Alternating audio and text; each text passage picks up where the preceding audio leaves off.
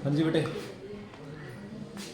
Unit 7 का जो first part था elasticity that we have completed, और उसके हमने न्यूमेरिकल पोर्शन को भी कंप्लीट कर लिया है। फिर भी अगर किसी बच्चे को उससे रिलेटेड न्यूमेरिकल्स में कोई डाउट हो तो आप मेरे से स्पेयर टाइम में कभी भी डिस्कस कर सकते हैं। ओके, अब हम बात करेंगे बेटे इसी यूनिट 7 का पार्ट सेकंड, फ्लूइड्स या फ्लूइड मैकेनिक्स। तो आज का हमारा जो चैप्टर रहेगा वो क्या है बेटे, फ्लूइड मैकेनिक्स। फ्लूइड मैकेनिक्स, जब भी वर्ड मैकेनिक्स का हम यूज करते हैं इसका मतलब ये हुआ कि हम यहाँ पर फोर्सेस की बात करने वाले हैं। किसकी बात करने वाले बेटे? फोर्सेस की। तो mechanics represents some application of forces, and fluid means the substance which can flow, the substance which can flow when applied by forces, or we can say when applied by tangential forces। जब हम liquid और gases के ऊपर tangent की direction में कोई force लगाने की कोशिश करते हैं तो ये मटेरियल फ्लो करना शुरू कर देते हैं। Is it clear? तो इसलिए ऐसे मटेरियल्स को हम क्या कहते हैं बेटे? फ्लूइड्स कहते हैं। क्या कहते हैं? फ्लूइड्स कहते हैं। तो फ्लूइड्स की कैटेगरी में लिक्विड्स और गैसेस दोनों आते हैं। ज़्यादातर बच्चे जब हम फ्लूइड्स की बात करते हैं तो ज़्यादातर लोग ये समझते हैं कि हम लिक्विड्स की बात कर रहे हैं, क्योंकि वो सबसे कॉमन एग्जाम्पल है हमारे सामने फ्लूइड्स का। रूटीन में हम देखते हैं, यूज़ करते हैं। गैसेस जो है वो रूटीन में हम देखते नहीं, भले ही यूज़ करते हैं बट देखते नहीं हैं, इसलिए वो हमारे दिमाग में नहीं आता है। तो फ्लूइड्स के अंदर दोनों आते हैं बेटे, गैसेस भी लिक्विड्स भी, यानी वो मटेरियल जिनकी खुद की कोई साइज और शेप नहीं है, कंटेनर का साइज और शेप ले लेते हैं और अगर उन पर टेंजेंशियल फोर्स लगाया जाए तो फ्लो करना शुरू करते हैं। ऐसे मटेरियल्स को हम क्या कहते हैं बेटे? फ्लूइड्स कहते हैं। बोलो, कोई दिक्कत किसी बच्चे को? तो फ्लूइड्स में दो चीज़ें आ गई, लिक्विड्स भी और गैसेस भी। फ्लूइड मैकेनिक्स में हम दो मेन बातें करेंगे, fluids at rest, fluids at rest और फ्लूइड्स इन मोशन।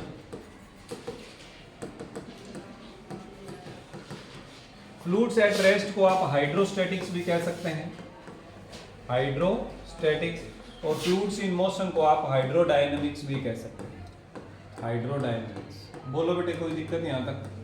ये बेसिक इंट्रोडक्शन है इस यूनिट के बारे में या इस चैप्टर के बारे में जिसमें हम फ्लूइड्स के बारे में बातचीत करेंगे। Is it clear? अब इसमें कई सारी चीज़ें हम पढ़ने जा रहे हैं। देखिए हमारे पास यहाँ एनसीईआरटी की बुक ओपन है। एनसीईआरटी की बुक में आप देखिए क्यों कौन कौन सी चीज़ों के बारे में हम इस चैप्टर में बातचीत करेंगे। हम प्रेशर के बारे में बात करेंगे, फ्लूइड्स के स्ट्रीमलाइन फ्लो के बारे में बात करेंगे, बर्नौलीज प्रिंसिपल क्या होता है, उसकी क्या क्या एप्लीकेशंस हैं, हवाई जहाज जो उड़ता है वो भी बर्नौलीज प्रिंसिपल की एक एप्लीकेशन है। इन सब चीज़ों के बारे में डिटेल में बातचीत करेंगे। विस्कोसिटी के बारे में बातचीत करेंगे। विस्कोसिटी जैसे आप बच्चे समझते हैं कि जो पानी है वो लेस विस्कस है, सॉस है या शहद है वो ज़्यादा विस्कस है। विस्कोसिटी क्या होता है इस बारे में भी अपन आगे चलकर बात करेंगे, डिटेल में अभी नहीं जा रहे। फिर सरफेस टेंशन की बात करेंगे। तो ये सब लिक्विड्स के बारे में इस चैप्टर में हम डिस्कस करने वाले हैं। इज इट क्लियर बेटे? तो आज का जो हमारा चैप्टर है इंट्रोडक्शन की तो हम बात कर ली हमने, अभी हम बात कर रहे हैं प्रेशर। किसकी बात करेंगे बेटे?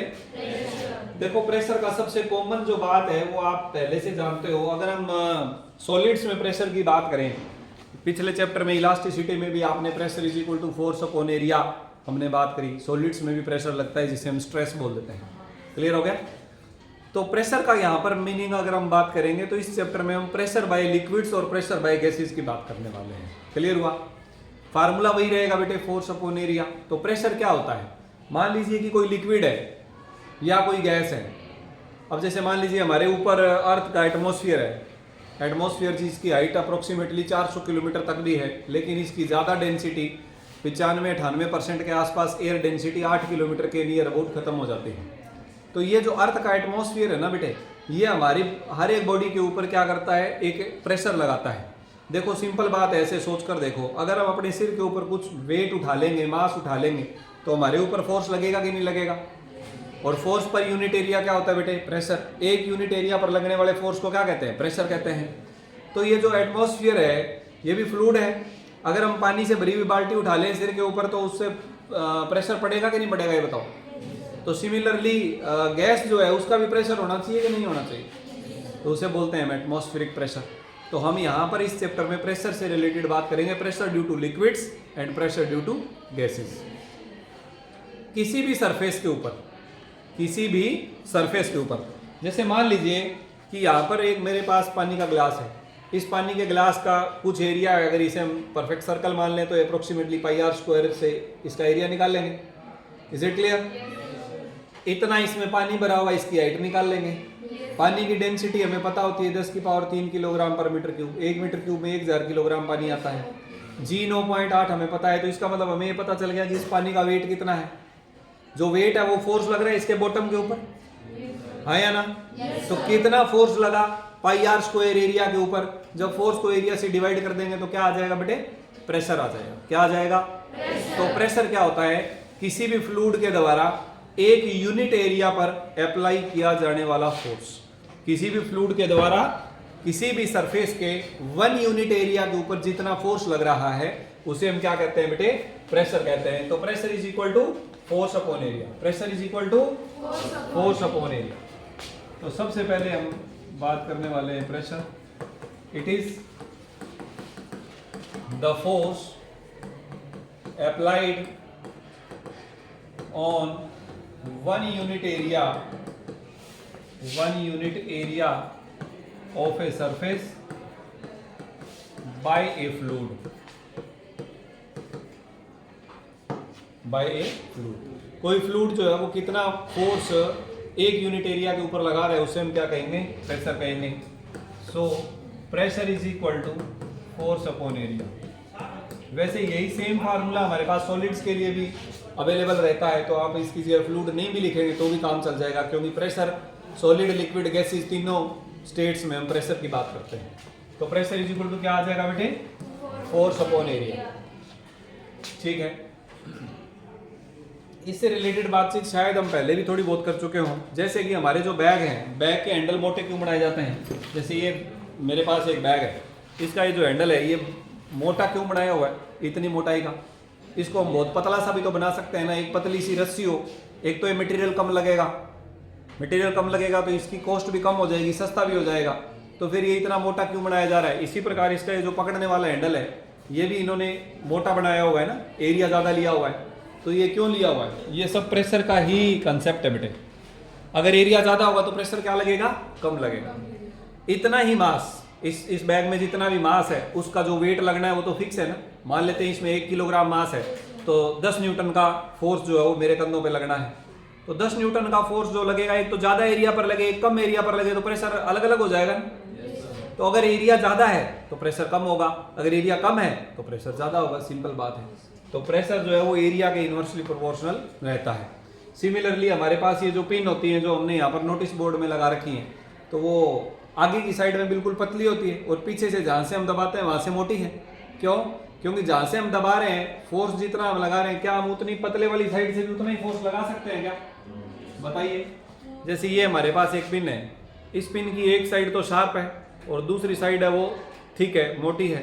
तो हम इस साइड से पकड़ के पतले वाली साइड को अंदर लगा देते हैं। क्या उतना ही फोर्स लगाकर पतले वाली साइड से दबाकर मोटे वाली साइड को अंदर घुसा देंगे क्या? फोर्स तो उतना ही लग रहा है, बॉडी भी वही है, सरफेस भी वही है, फोर्स उतना ही लग रहा है। तो क्या कारण है कि दोनों अलग अलग कैसे हो रहा है बिहेवियर? बताओ जरा। क्योंकि एक केस में एरिया बढ़ रहा है, एक केस में एरिया कम हो रहा है। एरिया जितना ज्यादा बढ़ेगा उतना ही प्रेशर क्या लगेगा? कम। तो पतले वाली साइड का एरिया बहुत कम हो गया तो प्रेशर क्या हो गया? बहुत ज्यादा हो गया। आई बात समझ में? इसीलिए वो हमारे हाथ में चुप जाएगी अगर हम पतली वाली साइड से उसके अंदर दबाव डाल लेंगे। बोलो बच्चे, बात समझ आएगी नहीं? सेम रीजन है कि कील को हम दीवार में ठोकते हैं तो पतले वाली साइड से ठोकते हैं। जैसे मान लो ये पेन है, इसे अपन कील मान लेते हैं, इसका एक एंड तो शार्प है और एक एंड थोड़ा मोटा है। तो हम क्या करते हैं, शार्प एंड को दीवार में लगा के और पीछे से इसको इस प्रकार से करते हैं तो ये अंदर चली जाती है। यस? क्या ऐसा हो सकता है कि हम ऐसा उल्टा करें और पतली वाली साइड से मारे और फिर ये अंदर चले जाए? क्यों? क्योंकि जो शार्प एंड है वो बहुत कम एरिया है, बहुत कम एरिया तो फोर्स लगाएंगे तो प्रेशर बहुत ज्यादा बढ़ जाता है।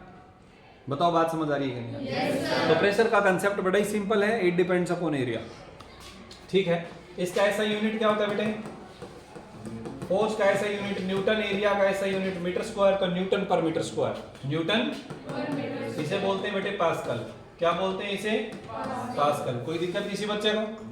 डायमेंशनल फार्मूला निकाल लेंगे आप। क्या डायमेंशन होती हैं इसकी? फोर्स के लिए डायमेंशन आ जाएगी बेटे m1 l1 t minus 2, area के लिए l2, l2 को ऊपर ले जाएंगे तो ये आ जाएगा m1 l minus 1 t minus 2। कोई दिक्कत किसी बच्चे को? ठीक है, ये जो चैप्टर है इसके काफ़ी सारे लेक्चर्स ऑलरेडी यूट्यूब चैनल पर अवेलेबल हैं। अगर आप बच्चे कभी कोई चीज़ मिस कर दें, दोबारा भी समझना हो तो आप वहाँ से भी देख सकते हैं। अभी हम ये जो रिकॉर्डिंग कर रहे हैं सिर्फ इस पर्पज से कर रहे हैं कि जो कंटेंट वहाँ नहीं है ना अवेलेबल, या उससे रिलेटेड कुछ कम चीज़ें अवेलेबल हैं, तो वो नया कंटेंट ऐड करने के लिए हम ये रिकॉर्डिंग करेंगे। क्लियर? तो आप बच्चे अगर घर पर दोबारा से इसे देखना चाहें तो ये ऑलरेडी अवेलेबल है। तो ये बात होगी बेटे, प्रेशर की हमने बात करी। फ्लूइड्स के मामले में एक चीज़ और मैं आप बच्चों के साथ शेयर करना चाहूँगा कि एक आइडियल फ्लूइड क्या होता है। अभी हम बात कर रहे थे ना फ्लूइड्स की, तो अगर हम बात करें आइडियल फ्लूइड, तो आइडियल फ्लूइड क्या होता है बच्चे? आइडियल लिक्विड्स की भी हम बात कर सकते हैं। ये वो होता है जिसके अंदर एक तो कंप्रेसिबिलिटी जीरो हो। क्या हो बेटे? कंप्रेसिबिलिटी जीरो हो, यानी उसके ऊपर प्रेशर लगाकर भी उसे कंप्रेस ना किया जा सके। और दूसरा ये रहता है बेटे नॉन विस्कस। तो इसमें दो चीजें रहती हैं, एक तो इनकम्प्रेसिबिलिटी होनी चाहिए। क्या चीज होनी चाहिए? इनकम्प्रेसिबिलिटी। और दूसरा क्या होना चाहिए बेटे? नॉन विस्कस होना चाहिए, यानी विस्कोसिटी नहीं होनी चाहिए। ये दो क्वालिटीज अगर कोई फ्लूइड या लिक्विड जो शो करते हैं उसे हम आइडियल फ्लूइड कह सकते हैं। क्लियर हुई बात क्या? लेकिन कोई भी फ्लूइड परफेक्टली आइडियल नहीं होता, 100% आइडियल फ्लूइड नहीं होता, but generally nearly ideal fluids हम कह सकते हैं कि हमारे पास अवेलेबल होते हैं। अब जैसे मान लो पानी है, तो पानी को हम एक इनकम्प्रेसिबल लिक्विड मानते हैं, पर 100% नहीं है। जब हम उस पर प्रेशर डालेंगे तो उसका भी जो वॉल्यूम है उसमें कॉन्ट्रैक्शन आएगा। आपने मेरे ख्याल से पिछले चैप्टर में न्यूमेरिकल्स भी किए हैं हमने ऐसे कि भाई समुद्र की गहराई में 3000 मीटर नीचे जाओगे तो पानी के अंदर कितना कॉन्ट्रैक्शन आया। तो इसका मतलब वहाँ कंप्रेसिबिलिटी जीरो नहीं है। तो कंप्रेसिबिलिटी जिसकी जीरो हो वो इनकम्प्रेसिबल फ्लूइड होता है। तो ऐसा परफेक्टली आइडियल फ्लूइड हमारे पास कोई भी नहीं होता, बट नियरली आइडियल है। Water can also be considered as a nearly ideal fluid. Any doubt to anybody? पक्की बात है ना? ठीक है, तो अब हम थोड़ा और आगे बढ़ते हैं। अभी हमने बात करी किसकी? प्रेशर की। अब हम थोड़ी सी बात किसकी कर लेते हैं? डेंसिटी की। थोड़ी सी किसकी बात कर लेते हैं बेटे? डेंसिटी। प्रेशर में वापस आएंगे, अभी ये खत्म नहीं हुआ है, अभी थोड़ा बहुत इंट्रोडक्टरी पोर्शन ये चल रहा है, वापस हम इसको स्टडी करेंगे। डेंसिटी की बात कर लेते हैं। Density is represented by rho. Density is represented by, अच्छा एक बात बताओ मुझे जरा, प्रेशर स्केलर क्वांटिटी है कि वेक्टर? प्रेशर स्केलर है कि वेक्टर? स्केलर क्वांटिटी है बेटे, इसकी कोई डायरेक्शन नहीं होती। अच्छा डेंसिटी बताओ, स्केलर है कि वेक्टर? स्केलर। डेंसिटी भी क्या है? स्केलर। डेंसिटी होता क्या है? आप बच्चे वैसे यूज्ड टू हैं डेंसिटी के साथ, थोड़ा आइडिया आपको है, बताइए क्या है डेंसिटी? मास अपॉन वॉल्यूम, ये तो फार्मूला है। वैसे क्या समझते हो आप डेंसिटी से? डेंसिटी का नाम आते ही दिमाग में क्या चीज आनी चाहिए? एक पिक्चर। जनरली किसकी पिक्चर आती है? हाईली डेंस मटेरियल की पिक्चर आती है। हाईली डेंस का मतलब ये, डेंसिटी शो करती है बेटे कि किसी 1 यूनिट वॉल्यूम में कोई भी जो मैटर है उसका कितना मास भरा हुआ है, उसका कितना मास भरा हुआ है। जैसे मान लीजिए अपन इसी गिलास के थ्रू ही बात करते हैं। ये जो गिलास है, अगर इसका पूरा पानी खाली कर दिया जाए तो इसके अंदर क्या होगा? हवा होगी ना। हवा से गिलास पूरा भरा हुआ होगा कि खाली होगा? पूरा भरा हुआ होगा। अच्छा, अब हम क्या कर दें, इसके अंदर वाटर डाल दें और पूरा भर दें ऊपर तक, तो सारी की सारी हवा बाहर निकल जाएगी क्या इसकी? यस। और हवा की जगह किसने ले ली? वाटर ने। तो अगर हम इसे वेइंग मशीन पर वेट करना चाहें तो इसका मास बढ़ेगा कि घटेगा? बढ़ेगा। क्यों बढ़ा? उतनी तो जगह है हमारे पास। एक गिलास ही पहले भरा हुआ था, एक गिलास ही बाद में भरा हुआ है, क्योंकि पहले वाली कंडीशन में गैस पार्टिकल्स भरे हुए थे जो कि दूर दूर थे। जगह तो उतनी ही थी उसने ले रखी, लेकिन पार्टिकल दूर दूर थे। और अब क्या हुआ, इसमें हमने लिक्विड भर दिया जिसके पार्टिकल पास पास है। ये मीनिंग है बेटे डेंसिटी का, कि अगर हम वॉल्यूम कांस्टेंट रखें, वॉल्यूम फिक्स है, पहले हमने एक गिलास को गैस से भरा, बाद में एक गिलास को पानी से भरा, दोनों केस में वॉल्यूम बराबर है कि अलग अलग है? वॉल्यूम समझते हो ना क्या होता है? क्या होता है? क्या होता है बताओ? एक प्रकार से वो स्पेस जिसमें हम कुछ भर सकते हैं, ऐसा मान लो, है ना, वो स्पेस जिसमें हम कुछ भर सकते हैं, that is called a volume. इतनी बात क्लियर है। फार्मूला एक अलग बात है, लंबाई चौड़ाई ऊंचाई गुणा कर दो, ये कर दो वो कर दो, अलग बात है। बट हमें ये पता होना चाहिए कि जिस किसी स्पेस के अंदर हम कोई चीज भर सकें, कोई चीज मीन्स फिजिकल कोई चीज जिसका भौतिक कुछ, जिसे हम टच कर सकें, देख सकें, ऐसा कुछ भर सकें, तो वो क्या होगा, वॉल्यूम। अगर हमने इसका वॉल्यूम फिक्स कर दिया इस ग्लास का, तो पहले गैस भरी तो मास अलग था, बाद में पानी भरा तो मास अलग है। और अगर इसमें पानी भी बाहर निकाल दें और मरकरी डाल दें, हम क्या डाल दें, मरकरी यानी पारा, तो फिर इसका मास कुछ और हो जाएगा।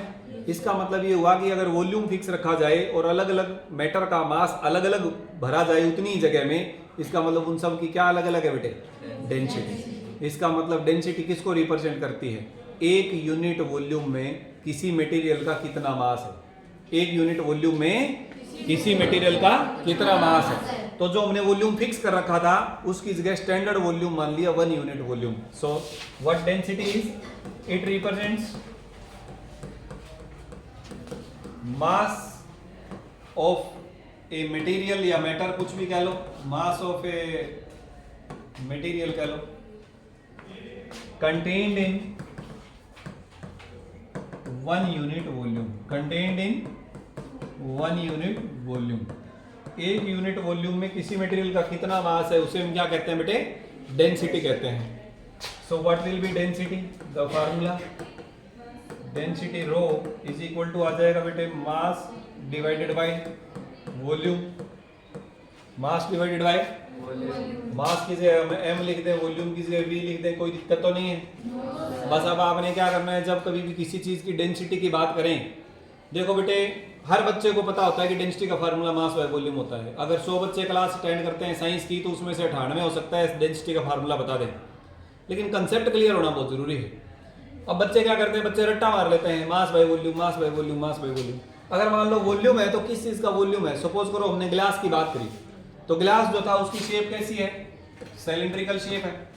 सिलिंड्रिकल शेप है तो इसका वॉल्यूम कितना होगा बेटे, जैसे अब क्यूब होता तो इसका वॉल्यूम सिंपल हम लंबाई गुणा चौड़ाई गुणा ऊंचाई कर देते। लेकिन अब क्या करें, अब इसकी हाइट को क्या कर दें, इस सर्कुलर एरिया से मल्टीप्लाई कर दें, यानी हाइट गुणा में एरिया, L इंटू बी क्या होता है, एरिया। एरिया को हाइट से मल्टीप्लाई कर देंगे तो वॉल्यूम आ जाएगा।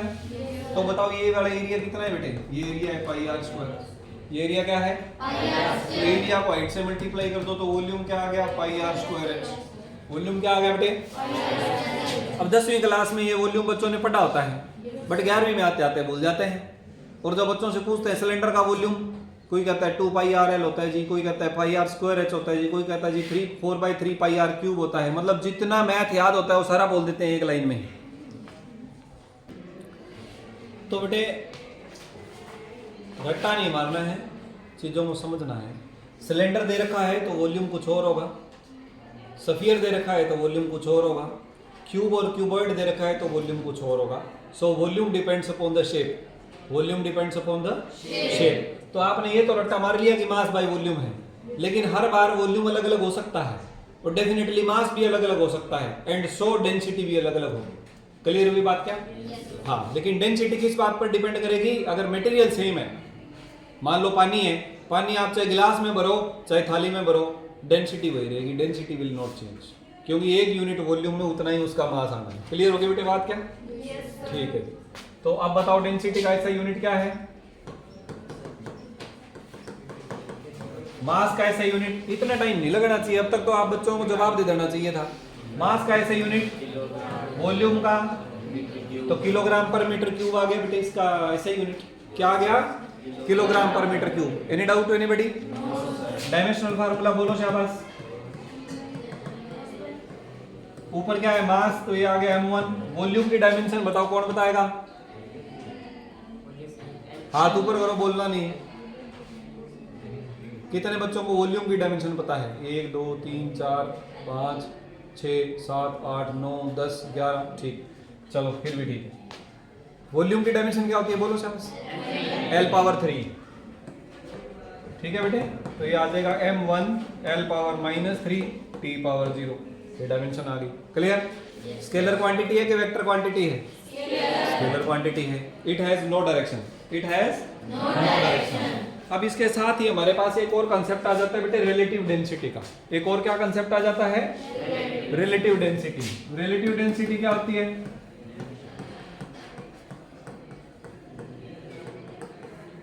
विवाह शादी घरों में होता है तो रिश्तेदारों की डेंसिटी बढ़ जाती है ना अपने घर में, उसी को रिलेटिव डेंसिटी कहते हैं। क्या लग तो ऐसे ही रहा है। रिलेटिव डेंसिटी कहते हैं बेटे किसी भी सब्सटेंस की डेंसिटी। जब भी एक वर्ड आ जाए ना रिलेटिव, डेंसिटी भूल जाओ एक बार। जब भी वर्ड आ जाए रिलेटिव, इसका मतलब किसी एक का किसी दूसरे के साथ कंपैरिजन होगा कोई ना कोई क्वांटिटी का। तो अगर हमने रिलेटिव डेंसिटी की बात करी, इसका मतलब दो चीजों की डेंसिटी का कंपैरिजन किया जाएगा। ये वर्ड जहां भी आ जाए यही मीनिंग आपने समझना है। क्लियर होगी बात? क्या बहुत जगह आप फिजिक्स में ये वर्ड देखेंगे, जैसे रिलेटिव परमिटिविटी, रिलेटिव परमिएबिलिटी, आगे चलता जाएगा। तो रिलेटिव जहां भी वर्ड आए, इसका मतलब दो चीजों की किसी एक फिजिकल क्वांटिटी का कंपैरिजन किया जाना है। तो यहां पर कंपैरिजन किसका होगा? डेंसिटी का। किस किस का? एक तो कोई भी मटेरियल, और दूसरा एक स्टैंडर्ड मटेरियल जिसके साथ कंपैरिजन हमेशा किया जाएगा। तो हमेशा किया जाएगा डेंसिटी ऑफ वाटर के साथ कंपैरिजन। डेंसिटी किसके साथ किया जाएगा? Density of water. कौन सा फ्लूइड है जो कॉमनली अवेलेबल है आप बच्चों के पास? वाटर है ना, तो हम वाटर की डेंसिटी के साथ कंपेयर करेंगे। अच्छा, वाटर की डेंसिटी फिक्स होती है कि कम ज्यादा भी होती है? टेम्परेचर चेंज करते हैं तो डेंसिटी चेंज होती है। आई बात समझ में? तो वाटर की डेंसिटी ज्यादा से ज्यादा किस टेम्परेचर पर होती है? 4 डिग्री सेल्सियस टेम्परेचर पर। जब वाटर का टेम्परेचर कितना रखें? 4 डिग्री सेल्सियस, तब वाटर मैक्सिमम डेंसिटी पर होता है। क्लियर होगी बात? अगर हम पानी का टेम्परेचर 4 डिग्री से नीचे लेकर आए 3, 2, 1 की तरफ, तब भी डेंसिटी कम होगी, और ऊपर लेकर जाएं 5, 6, 7, 8 की तरफ, तब भी डेंसिटी कम होगी। क्लियर होगी बात? क्या क्यों होगी बाद में इस पर भी करेंगे चर्चा, आगे चलेंगे तब बात करेंगे जब इसकी बात होगी। क्लियर हो गया? थर्मल प्रॉपर्टीज में आएंगे तब इस पर चलेंगे। तो डेंसिटी मैक्सिमम कब होती है वाटर की? 4 डिग्री पर। तो कंपैरिजन किसी की डेंसिटी का कब किसके साथ करना है? वाटर का। किस टेम्परेचर के लिए? 4 डिग्री सेल्सियस के लिए। तो रिलेटिव डेंसिटी का फार्मूला पहले लिखता हूं, फिर डेफिनेशन अपने आप ही आ जाएगी। Density of a substance, density of A divided by density of water at 4 degree Celsius temperature. Density of water at 4 degree Celsius temperature. तो ये हमारे पास किसी भी सब्सटेंस की रिलेटिव डेंसिटी का फार्मूला है। क्लियर होगी बेटा बात? 4 डिग्री सेल्सियस टेम्परेचर के ऊपर पानी की जो डेंसिटी है वो कितनी होती है बेटे?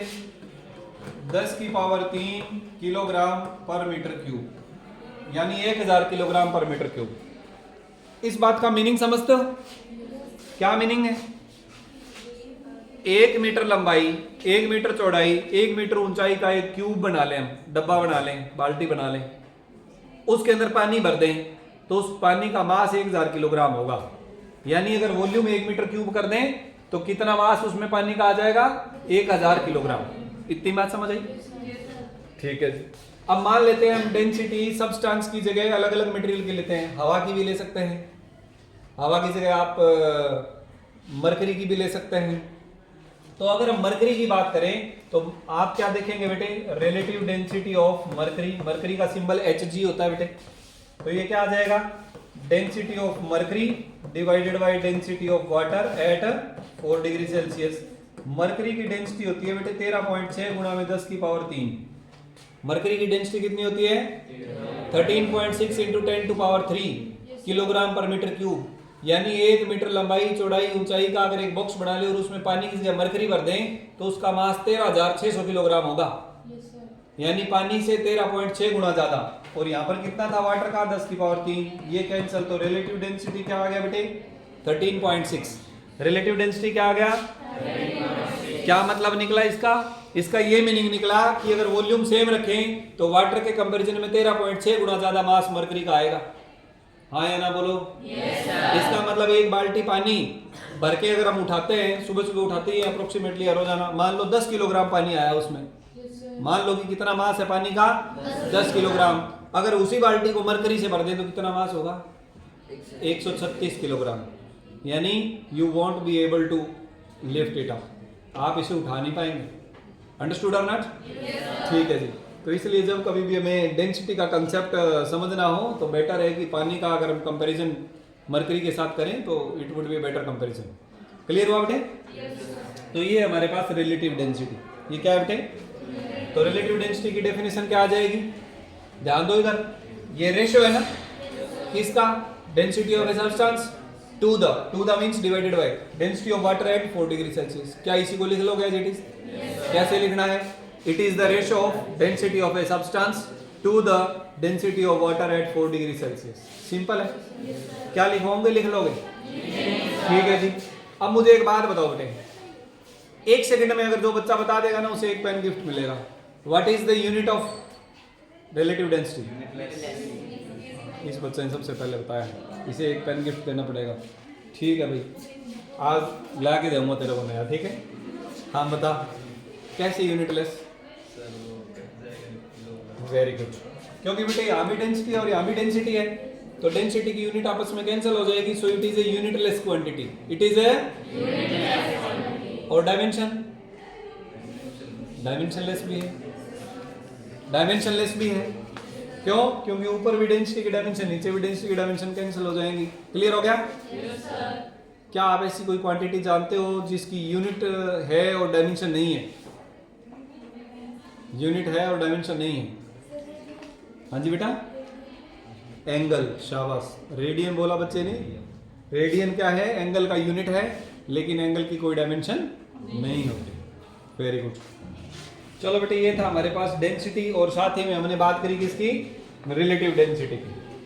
अब हम इसी में एक छोटा सा कंसेप्ट और पढ़ने वाले हैं, density of a mixture of 2 और more liquids. Density of a mixture of, अगर हम 2 या 2 से ज्यादा लिक्विड को मिक्स कर दें और तब अगर उसकी डेंसिटी की बात करें तब क्या होगा? हाँ जी बेटे, density of mixture of liquids.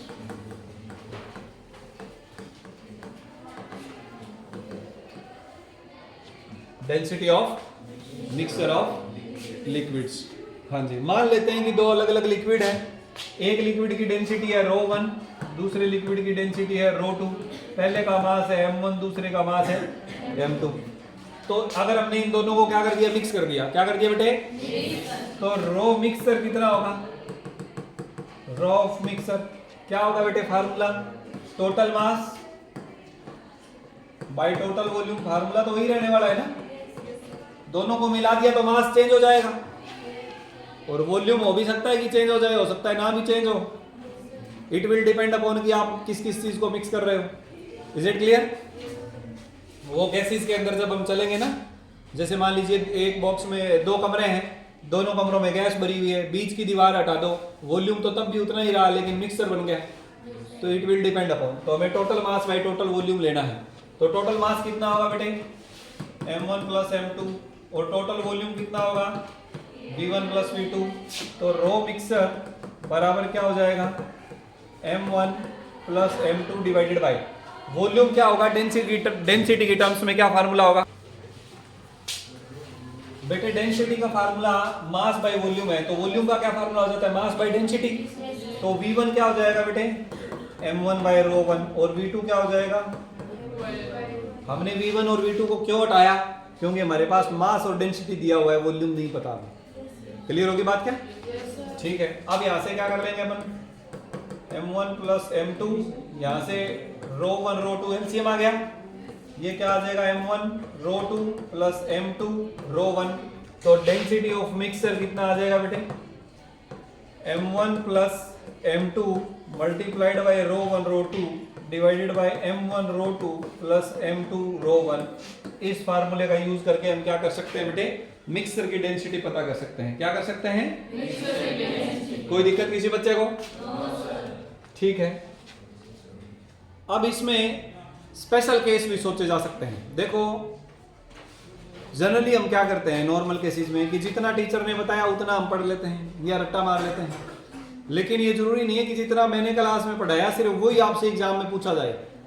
Physics एक ऐसा सब्जेक्ट है बेटे, ये एप्लीकेशन बेस्ड है, यानी जो आपने पढ़ा उसका यूज करना भी हमें आना चाहिए। अब मान लो इसमें स्पेशल केस लगा दें, क्या बोल दें? Special case if ρ1 is equal to ρ2, दोनों लिक्विड सेम डेंसिटी के हैं, मान लो पानी में पानी मिक्स करना है, वॉल्यूम अलग अलग ले लिया या मास अलग अलग ले लिया, तो दोनों की डेंसिटी हमने क्या ले ली, रो।